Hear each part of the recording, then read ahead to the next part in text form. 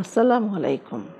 সবাইকে স্বাগত জানাই আজকের ভিডিওতে দেখতে পারবেন কিভাবে সেমি মসলিন শাড়িতে শুধু একটি রং দিয়ে আমরা টাই ডাই করি।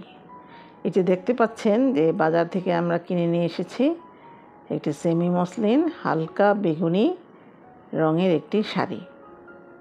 তো আজকে এত সহজ পদ্ধতিতে আমি দেখাবো যে বাজারে যেভাবে বিক্রি করে দোকানে ভাঁজ করা থাকে শাড়িগুলি, শুধুমাত্র এই ভাঁজের মধ্যেই আমরা আজকে টাই ডাই ডিজাইনটা করে ফেলব। এবং এই সেমি মসলিন শাড়িতে ভ্যাট রং দিয়ে কাজ করার যে পদ্ধতিটি সেটিও আপনাদের মাঝে বর্ণনা করব। ভিডিওটি অবশ্যই না টেনে একটু কষ্ট করে শুনবেন এবং দেখবেন, তা না হলে কিন্তু মাঝখানে অনেক কিছু মিস করে ফেলবেন। তো এই যে দেখুন যেভাবে ভাঁজ করা ছিল কাপড়টি, শাড়িটি, তো এরকমভাবেই ভাঁজ করেই আমরা এই ফোল্ডিংভাবেই দিব, একদম যেভাবে আছে এভাবেই দিব। হ্যাঁ, এই যে দেখুন বাস এভাবে ভাঁজ করে ফেললাম এবং এটার উপরে দিব একটি ক্লিপ দিব বা যেভাবেই করি ধরবো। এই যে দেখুন এটা থাকলেও কোনো সমস্যা নাই, মানে বলতে পারেন যে এটা দিয়েছেন তো এ মনে হয় রং ভালো আসবে না, আসলে তা না।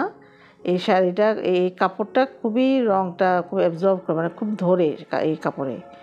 তো আমরা এই যে দেখুন জাস্ট ধরার জন্য ক্লিপগুলি আমি দিয়েছি, যেন সাবধানতা অবলম্বন করার জন্য, যেহেতু অর্ধেকটা রঙে ডুবাবো। তো দিয়ে আমরা এই যেভাবে করে এই রঙে ডুবিয়ে ফেলবো।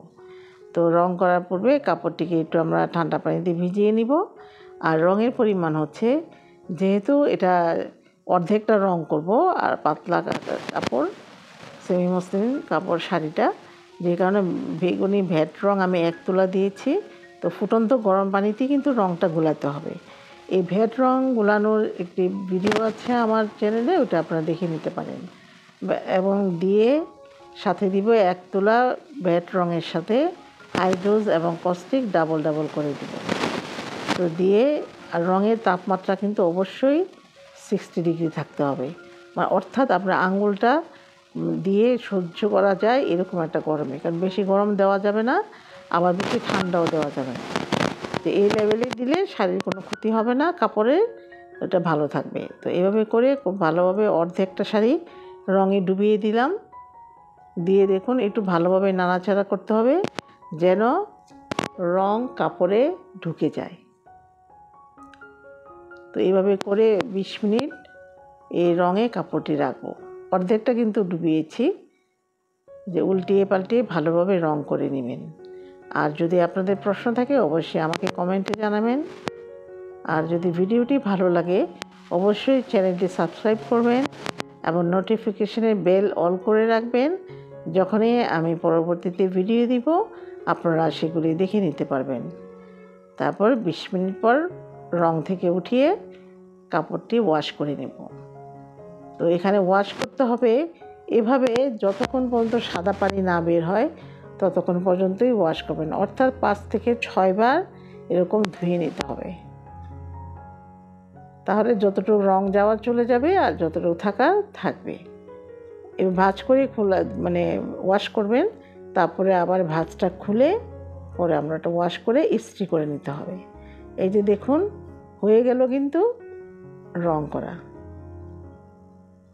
এই যে দেখেছেন রংটা। আর এখানে একটি কথা বলে নেওয়া ভালো, এই শাড়িতে ভ্যাট রং দিয়ে যখন আমরা রং করব, রংটা কিন্তু একদমই গাঢ় আসবে না, মানে একদম টকটকা বেগুনি যাচ্ছে ওরকম আসবে না, একটু লাইট বেগুনিটা চেঞ্জ হবে। যেহেতু এখানে কিন্তু 100% কটন না, এটা কিছু তো অবশ্যই সিল্কের মিশ্রণ আছে, সে সিল্কেই, তো যে কারণে পলিস্টারও কিছু আছে, যেহেতু হাফ সিল্ক, এই জন্য এটা মিক্সড থাকাতে একটু রংটা হালকা আসবে।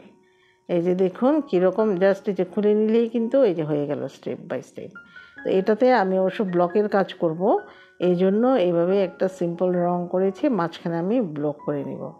যদি আমার ভিডিওটি ভালো লাগে অবশ্যই সাবস্ক্রাইব করবেন, লাইক কমেন্টস দিয়ে সাথে থাকবেন এবং ফ্রেন্ডস আর ফ্যামিলির সাথে শেয়ার করবেন।